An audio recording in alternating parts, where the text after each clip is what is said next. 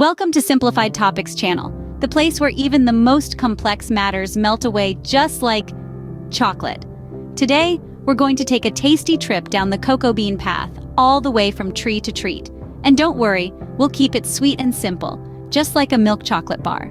Now, you might think that making chocolate is as easy as pie, or should we say, as easy as a chocolate pie. But there's a lot more to it than meets the eye, or should we say, than meets the palate. From harvesting cocoa pods to tempering the final product, it's a process that's full of surprises, just like finding a caramel filling in your favorite chocolate truffle.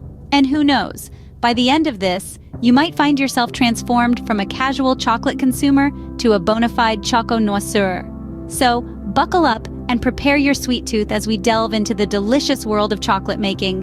You know, it all starts with a seed, or in this case, a cocoa bean. But don't mistake it for your morning coffee bean. That's a different brew of trouble.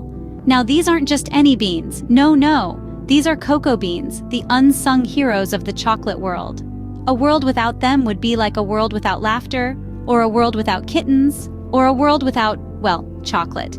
These beans are the heart and soul of your favorite chocolate bar, the foundation upon which all great chocolatey experiences are built. They're like the blueprint for a skyscraper, the recipe for a perfect souffle, You get the idea. And let's clear up a common misconception while we're at it. These cocoa beans are not to be confused with coffee beans. They might seem similar, small, brown, they both start with C.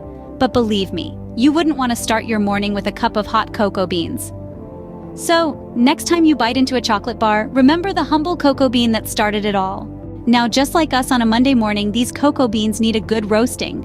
You see, roasting is to cocoa beans what coffee is to some of us. It wakes them up, brings out their flavor, and gets them ready to face the world. Picture this, the beans are tossed into a roaster, which is essentially a giant oven. Here, they are heated to a temperature that would make even the most sun-loving beachgoer break a sweat. Just imagine, if Monday mornings were like this, we might all be a bit more enthusiastic about them. But hey, at least we don't have to go through this every week like our little cocoa bean friends. Next, it's time for cracking and winnowing. Now, this isn't some fancy dance move or a new diet trend. It's the process of breaking the beans into pieces and separating the edible nibs from the husk.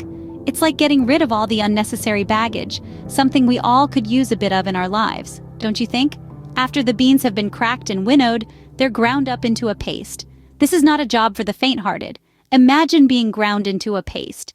But this is where the magic happens, folks.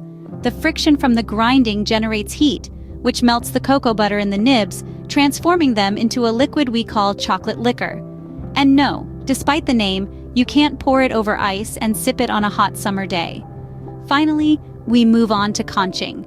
It's a process that sounds a lot more glamorous than it is. The chocolate liquor is refined and aerated in a conche, a machine that stirs and smashes the chocolate for hours or even days to smooth out the texture and flavor. It's like a chocolate spa day, if you will. So there you have it. From roasting to conching, these beans go through quite the transformation.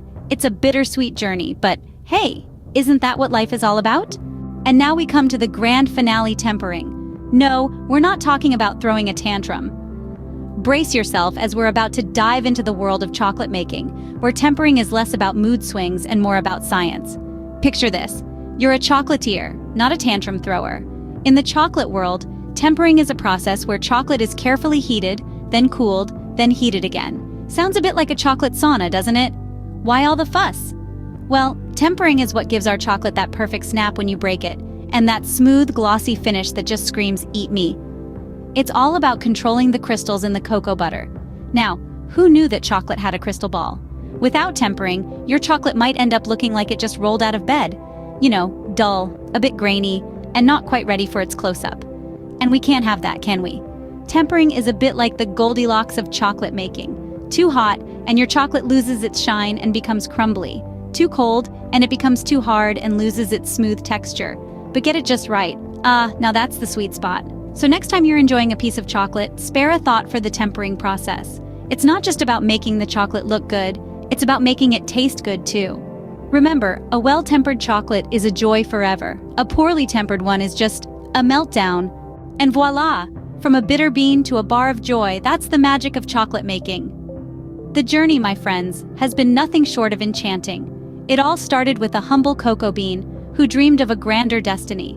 The bean, hailing from a tropical paradise, was dried, roasted, and ground, transforming into a rich, velvety cocoa mass. I guess you could say it went through a grind to find its true self. Then, the cocoa mass was introduced to its best friends, sugar and cocoa butter.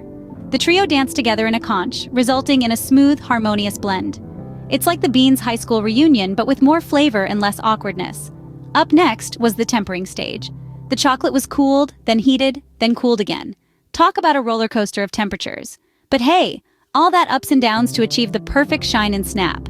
It's the chocolate's version of a spa day.